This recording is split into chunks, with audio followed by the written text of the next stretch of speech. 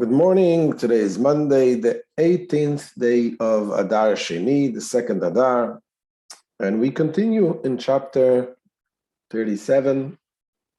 In the Tanya, the Alter Rebbe talks about how we are getting to the times of Mashiach, to the purification of the world. And yesterday we spoke about what will really happen when the Mashiach comes. Now, when Mashiach comes, it is about getting everyone and everything to become part of, have a direct channel to the holiness, to the holy side. Unlike what's happening now, that you have the good side, you have the evil side. The evil nourishes from the holiness through the intermediary. The intermediary is everything in the world that can be good, can be used for good, and can be lowered to the lowest levels. Now, when we will elevate the entire world, meaning when we use whatever we use in a holy way, and thereby we are cutting off the energy, the lifeline that the impure forces in this world have. And once they're cut off, they're going to be eliminated, meaning they're going to realize what the real purpose is. So the ultimate three impure evils will be completely gone. Like it says, Hashem will eliminate the spirit of the impurity. But then in the same time, as we explained yesterday, it says, Hashem, God, has compassion on all his creatures. And when we're saying that the spirit of evil will be eliminated, it means that the spirit of evil will be eliminated. And those who are connected with that will realize their real place in the world. So today, in today's lesson, the Alter Rebbe is going to say how this is going to happen. And it says basically that 3,333 years ago, or 34 years ago, God divided the job among all the souls of the Jewish people. This is when we were standing in the Mount Sinai. We were standing, it says, Et asher yeshno po hayom, vet asher enenu po hayom. Those who are here today and those who are not here today. Which means that in the time of the Matan Torah, when God gave us the Torah, all of the neshamas, all of the souls of the Jewish people were present there by the Mount Sinai. And Hashem gave us the job, and the job was to elevate and purify this world by receiving the Torah and by listening to the Torah, observing the mitzvahs, and sharing and sharing this light throughout the world. So the Alter Rebbe explains that the world is divided into 600,000 parts, corresponding to the 600,000 neshamas. And then there is subdivisions and subdivisions. And each neshama of every single individual has a particular part in the world that you have to do, and nobody else. Every neshama, every particular neshama has a place in this world, or an item in this world, that he or she needs to elevate and purify and bring it to a good place. And that's why whatever it says, it says that the tzaddikim, the righteous people, they know exactly what their mission is and where their mission is found, and that's where they go. They go exactly where they need to go. The rest of us that are not tzaddikim, it says, Mei Hashem mitzadei gever konanu. It is from Hashem, the footsteps of man. That if you go somewhere and you have emergency landing, I don't know, somewhere in the world, you don't get stuck in a place. It is because there's something that you have to do in that place. If you go to buy your favorite shirt and you couldn't find this favorite shirt and you ended up buying another shirt, it's not a coincidence. Everything is meant because that shirt that was made in a certain factory, in Thailand or whatever, in Asia and in China, anywhere, it is because that place in this world belongs to your neshama, and that's why you're wearing the shirt and using in a proper way. And like this, everything in the world is something that is part of the division of the work that God divided the work in the world. The work of purifying, elevating the world.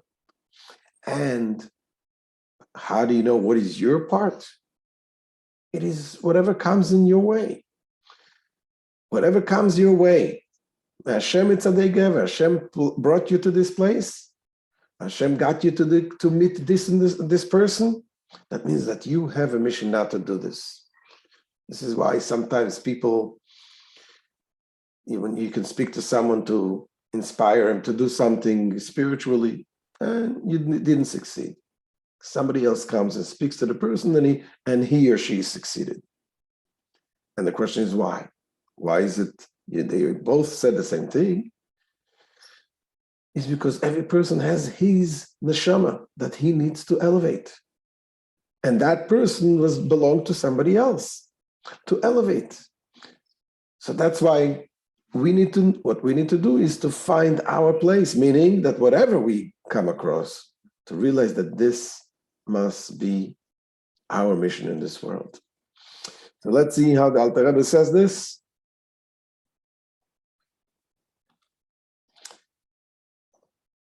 Says the Alter Rebbe, why is it that suffusing the vital soul with Ein Sof light and banishing the impure klippos from the vital soul produces a parallel effect on the entire world? Says the Alter Rebbe as follows: Ki klolos Yisrael shem shishim ribu neshamis protiyos hein klolos achayus shel klolos ha'olam ki bishvilam nivra.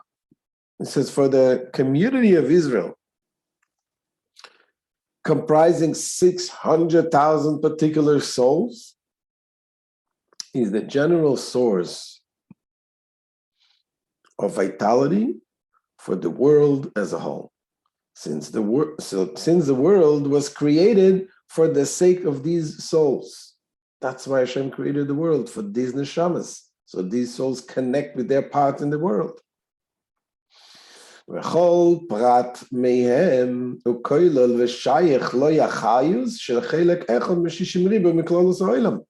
Now each specific one of them contains, and to each is related, the vitality of 1/600,000 part of the entire world.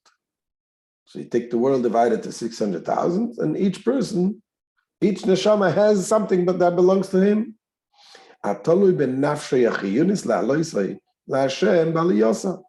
So this part of the world depends on his vital soul for its elevation to God through the vital soul's own elevation.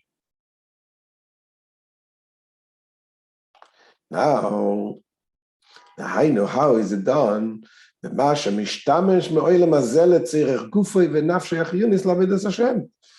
means that one elevates his portion, his or her portion of the world by partaking of this world for the requirements of his body and vital soul in the service of God.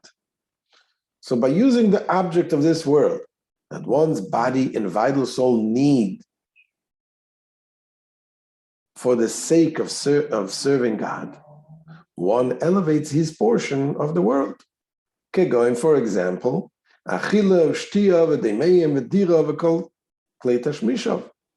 the eating, drinking, and the like, one's dwelling, and all of his utensils, everything that is involved in your life is part of the things in this world that you elevate.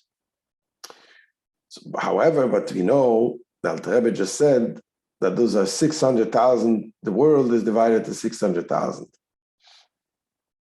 And we have 600,000 neshamas, but we have much more than 600,000 souls. Today we have what, 16 million? And what about all the Jews that lived in the past? Says the Alter Rebbe, he says like this, Ela sheshishim ribuy neshamas prot yisrael ein shoroshim. He says these 600,000 particular souls, however, are roots. And like a root from which grows numerous branches, so it says the same thing. Each root soul is subdivided into 600,000 sparks. Each spark being one neshama. So you have now what? 600,000 times 600,000. Go make the math. But that's not the end. And it says this is only in the level of neshama. We know we have in the souls, we have the level of nefesh, ruach, and neshama. So he says also, v'chein ben nefesh ve'ruach, similarly with the nefesh and the ruach. B'chol oilam, so we have already 3 times 600,000 times 600,000. And then also all of these 3 levels of nefesh, ruach, neshama are there in each of the 4 worlds. They're from the world of Atzilus, Bria, Yetzira, and Asiya.